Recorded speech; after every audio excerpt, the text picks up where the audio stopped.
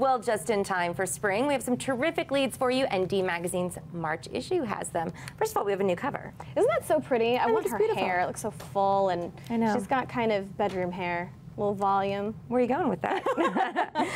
It's not that kind of magazine, Hillary. Very full and pretty. It is. It's beautiful, and it's there because there's a great article inside about getting the red carpet treatment, right? Just in time for the Oscars, they've got advice for us on rolling out the red carpet, and it's very cool. I mean, there are so many great places in town now that specialize in maybe getting a blowout, maybe getting your makeup done. Well, I love that it's become more affordable, because it used to be your options were you either went to the makeup counter in the mall and had someone there. You took a gamble there if you didn't know the makeup person. It's true. And then you were obligated to buy something. Yes. Absolutely. Or you went very high end and went to a makeup studio, and you would pay quite a bit of money to have your hair and makeup done. So now there's a couple of places like the Dry Bar and the Hair Bar, Blushington, yeah, where you can get it all done, but done affordably. Yeah, it's cool, and because they're specializing in that one thing, it really makes a difference. So I know. Have you ever had your makeup done and then you want to go home immediately and wash it off,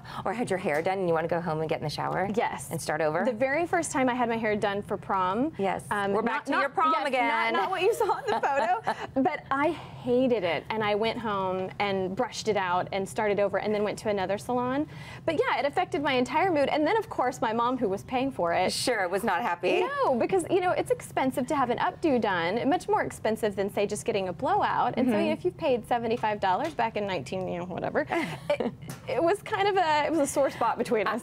I can be pretty bossy when I'm at the hair salon or with a makeup artist, because I'm like, that's not working, because I feel like I am paying for the service, and I want it to be something that I feel good about. Yeah, that feels like you. I can be pretty bossy all the time, everybody, but especially at the hair salon, especially at the beauty parlor. All right, I loved this black and white story as well. It's so cool. I decided to dress for the occasion. The dress I have on is from Karen Millen, and they have a lot of black and white right now. So it's very on trend with what D Magazine's featuring this month. Which I love. I love black and white. I have a friend who wears almost exclusively black and white, which I think is so cool. Look at the back on that. Oh, we just missed it. But there's a necklace, too, that was just so cool. It's really gorgeous. Well, I feel like black and white is always really classy. It's a safe bet. Whether you're really tan or really pale, I think it looks great. I do, too. I mean, it's just an easy thing to wear. It's also a great palette when you're traveling, because when you're going on a trip, it's so much easier to take maybe one or two colors, and then you don't have to check a bag. I've actually mastered the art of not checking a bag. It started as a birthday present for my husband. We were going on a trip for him for his birthday, and he said, please don't check a bag, so that when we get off the plane, we can just roll with it.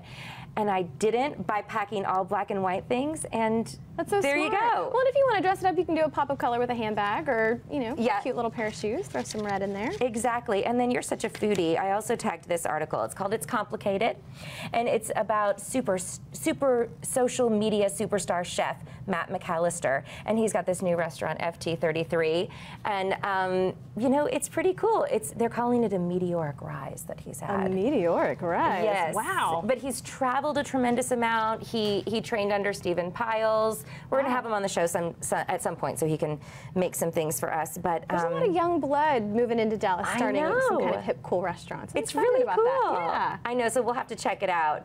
And we also, have this little raspberry on the cover from December. So I just heard about this morning. I'm late to the game. I guess I didn't get the memo. But Wick Allison decided that we would maybe have like a little scavenger hunt with every issue of D Magazine and put a raspberry somewhere in the magazine. Not in the ads, but in the on the December cover, there it is. He felt it needed a pop of color, I guess, or something. Yes. So a raspberry was added into the photograph in post work. So the raspberry was not there for the photo shoot. It was added in later. And it got so much buzz.